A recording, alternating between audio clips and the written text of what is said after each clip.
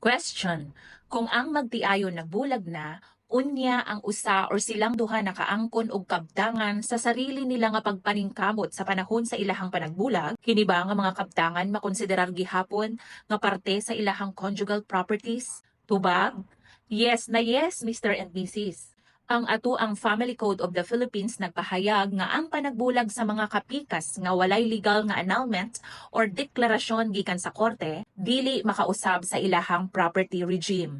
So bisan pag nag-expire na ang inyuhang paghigugma sa kada usa, aduna gihapon kamo awayan este hisgutan nga conjugal properties because the rule on absolute community remains in force. Pasabot nga kung bisan usara sa kapikas ang naningkamot nga makaangkon o makapalit og kabtangan, dili kini automatic nga maghimo kaniya nga solo nga tag-iya.